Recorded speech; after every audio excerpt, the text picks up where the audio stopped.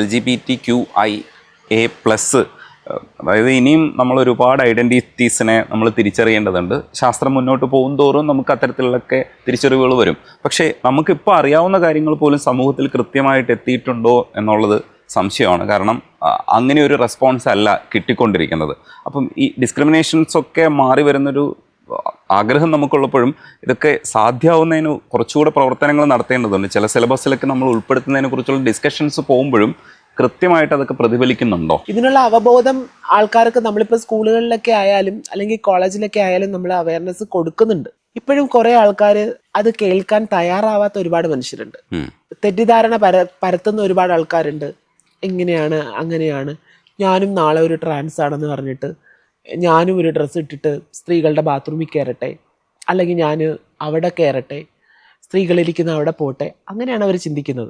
ഒരു trans woman ഒരിക്കലും ഒരിടത്ത് പോയിട്ട് ഒരു സ്ത്രീയുടെ ഇത് ആസ്വദിക്കുകയോ അല്ലെങ്കിൽ അവിടെ പോയിട്ട് അത് ആസ്വദിക്കാനൊന്നും പോവില്ല. നമ്മളെപ്പോഴും കംഫർട്ടബിൾ ആവുന്നതും സ്ത്രീകൾക്കിടയിലാണ്. നമ്മളൊരു കംഫർട്ടബിൾ ആണ്, നമ്മളിവിടെ സേഫ് ആണ് എന്ന് കരുതുന്നത്. നമ്മളിപ്പോൾ ഒരു ബസ്സിലാണെങ്കിലും ഒരു ട്രെയിനിലാണെങ്കിലും നമ്മൾ യാത്ര ചെയ്യുമ്പോഴത്തേക്കും നമ്മളെ അടുത്ത് വന്നിരിക്കാൻ തയ്യാറാവുന്ന സ്ത്രീകളാണ്. ട്രാൻസ് ആണെന്ന് അറിഞ്ഞിട്ട് വന്നിരിക്കാൻ തയ്യാറാവുന്നത്. എൻ്റെ കമന്റ് ബോക്സ് നോക്കിക്കഴിഞ്ഞാൽ അറിയാം, ഒരുപാട് സ്ത്രീകളാണ് മെസ്സേജ് അയക്കുന്നത്, കമന്റ് ചെയ്യുന്നത്. റിയൽ അക്കൗണ്ടിൽ നിന്ന് തന്നെ. ഒരു പുരുഷനാണ് വന്നൊരു കമന്റ് ചെയ്യുന്നതെങ്കിൽ ഫേക്ക് അക്കൗണ്ടിൽ നിന്ന് കമന്റ് ഇടാനാണ് ധൈര്യപ്പെടുന്നത്.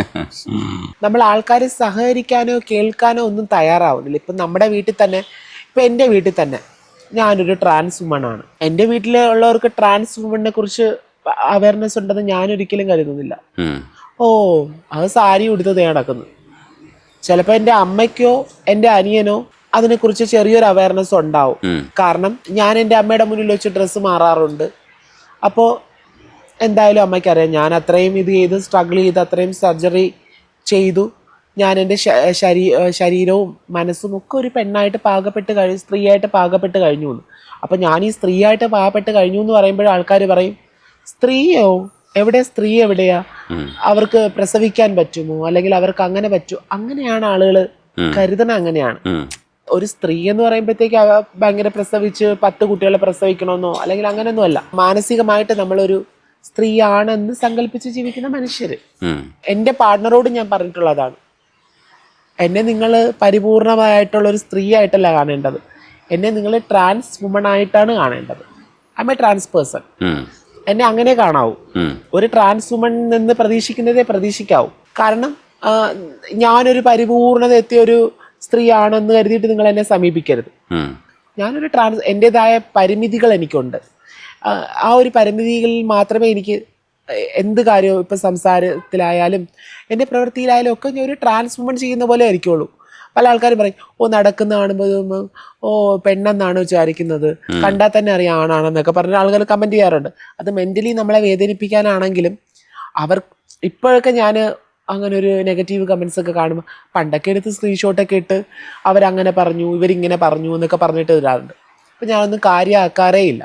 നമ്മളെ ജീവിതം ജീവിക്കുന്നു, അവരവരുടെ ജീവിതം ജീവിക്കുന്നു. ഇടയ്ക്ക് സീമ പറഞ്ഞിട്ടുണ്ടായിരുന്നു, ഞാനൊരു മീറ്റ് ഇടുകയാണെങ്കിൽ ഫാമിലി മെമ്പേഴ്സ് ഉൾപ്പെടെയുള്ളവർക്കെതിരെ കേസെടുക്കേണ്ടി വരുമെന്ന് പറയും പോലെ തൊഴിലിടത്ത് ചൂഷണം നേരിട്ടു എന്ന് പറഞ്ഞത്. അപ്പോൾ മിമിക്രി ആർട്ടിസ്റ്റുകളോടൊപ്പം വർക്ക് ചെയ്യുമ്പോഴും അവരുടെയൊക്കെ പെരുമാറ്റം ആ തരത്തിലായിരുന്നു എന്നുള്ളത് സീമ ഒരിക്കൽ പറഞ്ഞിട്ടുണ്ട്. അത്രയും വേദനിപ്പിക്കുന്നൊരവസ്ഥ ആ ഘട്ടത്തിൽ എത്തിയപ്പോഴും ഉണ്ടായിരുന്നു എന്ന് വേണം അങ്ങനെ മനസ്സിലാക്കാൻ. തീർച്ചയായിട്ടും. ഞാൻ ഒരിക്കൽ ഒരു ഗ്രൂപ്പിൽ പ്രോഗ്രാം ചെയ്തുകൊണ്ടിരിക്കുന്ന സമയത്ത് എല്ലാ ആൾക്കാരും കഴിഞ്ഞിട്ടാണ് ലാസ്റ്റാണ് എനിക്ക് ബാത്റൂം കിട്ടുക. അപ്പോൾ എനിക്ക് ഒരുപാട് സമയം വേണം ഒന്ന് ഫ്രഷ് ആയിട്ടൊക്കെ വരാനായിട്ട്. കുറച്ച് ഒരു 45 മിനിറ്റ്സ് എങ്കിലും വേണം. അപ്പോൾ അന്ന് നമ്മളെ ലേസർ ട്രീറ്റ്മെൻറ്റോ അങ്ങനെയുള്ള സാധനങ്ങളൊന്നും എടുക്കാത്ത സമയമാണ്. അപ്പോൾ എനിക്ക് ഹെയറൊക്കെ വാക്സ് ചെയ്യണം, അങ്ങനെയൊക്കെ ഒരുപാട് സമയം എടുക്കണം. അങ്ങനെയൊക്കെ പോയ സമയത്ത് ഞാൻ ഫ്രഷ് ആയിട്ട് വരുന്ന സമയത്ത് എന്നെ അവർ ബസ്സിലിട്ടിട്ട് ഇങ്ങനെ ഇതുപോലെ ഞാൻ പറഞ്ഞു, എനിക്ക് കുട്ടിക്കാലത്ത് ഉണ്ടായിട്ടുള്ള പോലെ അങ്ങനെ ആൾക്കാർ ഇങ്ങനെ വഴിയെ പോകുമ്പോൾ നീ ആണാണോ പെണ്ണാണോ എന്നുള്ള ഇതിൽ പറയും പോലെ എന്നെ ആ ബസ്സിലിട്ടിട്ട് 2 പേരെന്നെ ഇത്രയും ആൾക്കാരുണ്ടായിരുന്ന ബസ്സിലിട്ടിട്ട് നീ ആണാണോ പെണ്ണാണോ, ഇത്രയും നേരം നിനക്ക് കുളിക്കാനും ഇത് ചെയ്യാനൊക്കെ വേണ്ടിയിട്ട് നിനക്ക് എന്താ ഇത്ര സമയം എന്ന് പറഞ്ഞിട്ട് എന്നെ വളരെ മോശമായിട്ട് എൻ്റെ ദേഹത്തൊക്കെ അവർ കയറി പിടിക്കുകയും എൻ്റെ ഡ്രസ്സ് അഴിക്കാൻ ശ്രമിക്കുകയൊക്കെ ചെയ്തിട്ടുണ്ട്. അപ്പോൾ തന്നെ ഞാൻ പോലീസിൽ വിളിച്ചു. കോട്ടയത്ത് വെച്ചിട്ടാണ് നടക്കുന്ന സംഭവം. പോലീസിൽ വിളിച്ചു. പോലീസ് വന്നു, കംപ്ലീറ്റ് ഗ്രൂപ്പ് അടക്കം. എനിക്കതിൽ ഒരു എന്താ പറയുക, ഇന്നും എനിക്കതിൽ ഒരു വേദനയും തോന്നിയിട്ടില്ല. അത്ര ആൾക്കാരെ പോലീസ് സ്റ്റേഷനിലേക്ക് എത്തിച്ചോളൂ. 10-30ഓളം മനുഷ്യരെ ഞാൻ പോലീസ് സ്റ്റേഷനിലേക്ക്, കാരണം കണ്ടു നിന്നവരും ഉണ്ടല്ലോ. നമ്മൾ ഒരു മനുഷ്യനൊരു തെറ്റ് ചെയ്യുമ്പോഴത്തേക്കും അത് തെറ്റ് ചെയ്യരുത് എന്ന് ഒരു 10 പേര് അവിടെ ഉണ്ടെങ്കിൽ 8 പേരും പറയാൻ തയ്യാറാവണം. ഒരാൾ തെറ്റ് ചെയ്യുന്നുണ്ടെങ്കിൽ ഒരാൾ ചിലപ്പോൾ പറയില്ലായിരിക്കും, പക്ഷെ 8 പേരും ആ തെറ്റിനെ പ്രോത്സാഹിപ്പിക്കുന്നു എന്നാണ് കണ്ടു നിൽക്കുമ്പോൾ. നമ്മൾ അവരെ വാക്കാലും അല്ലെങ്കിൽ പറയാതെയും നമ്മൾ നോക്കി നിന്ന് ആസ്വദിക്കുന്നുണ്ടെങ്കിൽ അവരാ തെറ്റിനെ പ്രോത്സാഹിപ്പിക്കുന്നുണ്ടെന്നാണ്. അപ്പൊ ഈ 2 പേര് ചെയ്തത് ഈ 28 പേരും കണ്ട് ആസ്വദിച്ചു. സ്ത്രീകളായിട്ടുള്ളവരും പുരുഷന്മാരായിട്ടുള്ളവരും ഒക്കെ ഉണ്ട് അതിനകത്ത്. അപ്പൊ അവരത് ആസ്വദിച്ചു. അപ്പോൾ എനിക്ക് തോന്നിയത് അവരും അർഹരാണ് പോലീസ് സ്റ്റേഷനിലേക്ക് കയറാനായിട്ട്. പ്രശ്നം ഞാൻ പോലീസ് സ്റ്റേഷൻ വഴി അത് ഹാൻഡിൽ ചെയ്തു, മാപ്പ് പറയിച്ചു, എല്ലാവരെയും കൊണ്ട് മാപ്പ് പറയിച്ചു. ആ പോലീസുകാർ വളരെയധികം സപ്പോർട്ടായിരുന്നു. അങ്ങനെയാണ് ആ പ്രശ്നം സോൾവ് ചെയ്യുന്നത്. നമ്മുടെ കൊച്ചിയിൽ തന്നെ തെരുവുകളിലൊക്കെ വർക്കേഴ്സിനെ കാണുന്നവരിൽ കൂടുതലും ട്രാൻസ്ജെൻഡേഴ്സ് ആണ്. അപ്പോൾ അത് വിസിബിലിറ്റി ഉള്ള സ്ഥലങ്ങളിൽ ചെയ്യേണ്ടി വരുന്നത് അത്തരം മോശം സാഹചര്യത്തിലാണ് അവരുടെ അവസ്ഥ എന്നാണ് നമുക്ക് മനസ്സിലാക്കാൻ കഴിയുന്നത്. സെക്സ് വർക്കേഴ്സിൻ്റെ കാര്യത്തിൽ അവർ കൂടുതലാണെന്ന് നമുക്ക് ഒരിക്കലും പറയാൻ പറ്റില്ല. പക്ഷേ ഈ വിസിബിലിറ്റി ഉള്ള സ്ഥലങ്ങളിൽ ചെയ്യേണ്ടി വരുന്ന ഒരു ഗതികേട് കൂടിയാണ്. തികച്ചും പറഞ്ഞാൽ ആണിലും പെണ്ണിലും വർക്ക് ചെയ്യുന്ന ഒരുപാട് ആൾക്കാരുണ്ട്. അതുപോലെ തന്നെ ട്രാൻസ്ജെൻഡേഴ്സിലും നിരവധി ആൾക്കാരുണ്ട്. അത് നമ്മൾ പബ്ലിക്കിൽ കാണുന്നത് ഈ ട്രാൻസ്ജെൻഡേഴ്സിന് മാത്രമാണെന്നേ ഉള്ളൂ. ഈ ആണിലും പെണ്ണിലും വർക്ക് ചെയ്യുന്ന ധാരാളം ആൾക്കാരുണ്ട്, ധാരാളം ആൾക്കാരങ്ങനെ പോകുന്നവരുണ്ട്. അത് നമ്മൾ പബ്ലിക്കിൽ കാണുന്നില്ല. നമ്മൾ സമൂഹം പലപ്പോഴും കല്ലെറിയുമ്പോഴും ഇങ്ങനെയുള്ള ഒരു പറ്റം ആൾക്കാരെ മോശം പറയുമ്പോഴും പല ആൾക്കാരും ഒളിഞ്ഞും മറിഞ്ഞും നിന്ന് വീഡിയോ എടുത്ത് പോസ്റ്റ് ചെയ്യുമ്പോഴും ഒക്കെ നമ്മളൊരു കാര്യം മനസ്സിലാക്കേണ്ടത്, ഒരു വ്യക്തിയും സ്വന്തമായിട്ട് സെക്സ് വർക്കർ ആവുന്നില്ല. സമൂഹത്തിൽ മാന്യൻ എന്ന് പറഞ്ഞു കിടക്കുന്ന ഈ പുരുഷന്മാര് പോകുമ്പോഴല്ലേ അവര് അത്രയും ഒരു സെക്സ് വർക്കിലേക്ക് പോകുന്നത്. അപ്പൊ ഇത്രയും മാന്യത കാണിച്ച് സമൂഹത്തിന്റെ മുന്നിൽ നല്ല പിള്ള ചമയുന്ന ആൾക്കാര് പോയില്ല എന്നുണ്ടെങ്കിൽ അങ്ങനെ ഒരു സെക്സ് വർക്ക് ട്രാൻസ്ജെൻഡേഴ്സിൽ ഉണ്ടാവില്ല. ഇവര് പോകാൻ ആൾക്കാരുണ്ടല്ലോ. ഈ പകല് വന്നിട്ട് കമന്റ് ബോക്സിൽ വന്ന് മോശം പറയുന്ന മനുഷ്യര് രാത്രിയിൽ നോക്കുമ്പോൾ ഇവരൊക്കെ തന്നെയാണ് ഈ റോഡിൽ പോയിട്ട് പ്രോത്സാഹിപ്പിക്കുന്നത്, ഇവര് തേടുന്നത്. അത്തരം അവസ്ഥകൾ മാറേണ്ടതുണ്ട്. എനിക്ക് തോന്നുന്നു സീമയ്ക്ക് ശരിക്കും ചൈൽഡ് അബ്യൂസ് നേരിടേണ്ടി വന്നു എന്നാണ് ഞാൻ മനസ്സിലാക്കുന്നത്. അത് ഒരു ട്രാൻസ് ആണെന്ന് തിരിച്ചറിഞ്ഞതുകൊണ്ടല്ല, സാധാരണ ഒരു കുട്ടിക്കുണ്ടാവുന്ന അബ്യൂസ് ആയിരുന്നോ അതേ ഇങ്ങനെ ഒരു കുട്ടിക്ക് പ്രത്യേകിച്ച് നിങ്ങളുടെ ഐഡന്റിറ്റി തിരിച്ചറിഞ്ഞതിന് ശേഷമാണോ അബ്യൂസ് ഉണ്ടായത്? അല്ല, എനിക്ക് കുട്ടിക്കാലത്ത് എന്താ പറയാ സെക്ഷൽ അബ്യൂസ് അല്ല ഉണ്ടായിട്ടുള്ളത്. എനിക്ക് വന്നിട്ട് മാനസികമായിട്ട് നമ്മൾ ഒരു ട്രാൻസ് ആണ് എന്ന് കാണുമ്പോഴത്തേക്ക് എനിക്ക് ഫാമിലിയിൽ നിന്നും അതുപോലെ തന്നെ മറ്റുള്ള ആൾക്കാരിൽ നിന്നും ഒക്കെ എനിക്ക് ഒരുപാട് ഉണ്ടായിട്ടുണ്ട്. അതെനിക്ക് മറ്റുള്ള ആൾക്കാരിൽ നിന്ന് കൂടുതൽ ദേഹോപദ്രവമായിട്ടും ഒക്കെ കിട്ടിയിട്ടുള്ളത്. കാരണം എനിക്ക് സ്കൂളിലൊക്കെ പോകാൻ എനിക്ക് ഭയങ്കര മടിയായിരുന്നു. സ്കൂളിൽ ഒക്കെ വെച്ചിട്ട് ഉപദ്രവിക്കുക, കുട്ടികളെ ഉപദ്രവിക്കുക. അതുപോലെ തന്നെ നമ്മൾ പോകുന്ന വഴിയിൽ ഈ ടീനേജ് ആയിട്ടുള്ള ആൾക്കാരുണ്ടാവും, നമ്മൾ ചെറിയ കുട്ടികളായിരിക്കും. അപ്പം നമ്മുടെ ചേഷ്ടകളും നമ്മുടെ കാര്യങ്ങളൊന്നും നമുക്ക് അറിയാൻ പറ്റില്ല.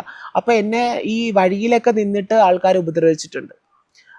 ഇങ്ങനെ എന്താ പറയുക, നീ ആണാ, ഈ നമ്മൾ ശരിക്കും പറഞ്ഞു കഴിഞ്ഞാൽ ഈ മൂവിയിലൊക്കെ കാണുന്ന പോലെ അതിൻ്റെ തന്നെ പോലെ നീ ആണാണോ പെണ്ണാണോ നോക്കട്ടെ, നമുക്കൊരു സംശയമുണ്ട്, അങ്ങനെയൊക്കെ പറഞ്ഞിട്ടൊക്കെ അങ്ങനെ ആൾക്കാർ, ഞാൻ അങ്ങനെ ഓടി നിലവിളിച്ചുകൊണ്ട് ഓടിയിട്ടുണ്ട്.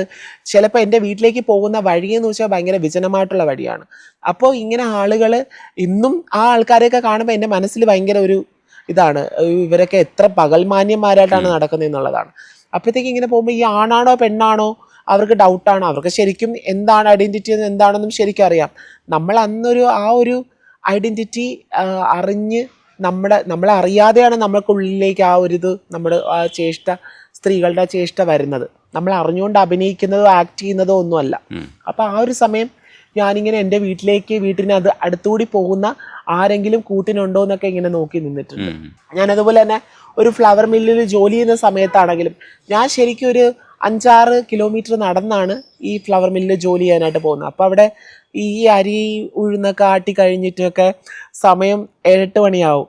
എന്നിട്ട് പിന്നെ നടന്നാണ് പോകുന്നത്. കാരണം എനിക്ക് തുച്ഛമായ, എനിക്ക് തോന്നുന്നു 1500-1600 രൂപയാണ് മാസം കിട്ടുക. എത്ര വയസ്സായിരുന്നു അപ്പോൾ? അപ്പോൾ എനിക്ക് 14 എന്തോ വയസ്സേ ഉള്ളൂ. ഞാൻ 9th കഴിഞ്ഞ് ആ ഒരു സമയമാണ്. നടന്നാണ് പോവുക. അപ്പോൾ ഞാനിങ്ങനെ പരിചയക്കാരെങ്കിലും ഉണ്ടെങ്കിൽ അതുവഴി നടന്നു പോവാമല്ലോ എന്ന് വെച്ചിട്ട് ഇങ്ങനെ, പക്ഷെ ആരും കാണില്ല. അപ്പോൾ എനിക്ക് ഈ ഒരു എൻ്റെ ഒരു വീടിൻ്റെ ആ ജംഗ്ഷൻ കഴിഞ്ഞിട്ട് വീടിനടുത്തേക്കുള്ള ഒരു നമ്മൾ പറയും ഇങ്ങനെ വാഴപ്പണ അല്ലെങ്കിൽ ഏലാവാരം എന്നൊക്കെയാണ് നമ്മളവിടെ പറയുന്ന ഭാഷ. അപ്പൊ ആ സ്ഥലം കടന്നു കിട്ടണം. അതിന് വേണ്ടിയിട്ട് ഇങ്ങനെ കടയുടെ അവിടെ ഇങ്ങനെ വെയിറ്റ് ചെയ്ത് നിൽക്കുമായിരുന്നു, ആരെങ്കിലും പോകുന്നുണ്ടെങ്കിൽ. കാരണം എനിക്ക് പേടിയാണ്, ഇവരിങ്ങനെ ചാടി വീഴും, ഇങ്ങനെ പേടിപ്പിക്കും, അങ്ങനെ ഭയപ്പെടുത്തും, അങ്ങനെയൊക്കെ ഒരുപാട് എനിക്ക് അങ്ങനെ പ്രശ്നങ്ങൾ ഉണ്ടായിട്ടുണ്ട്.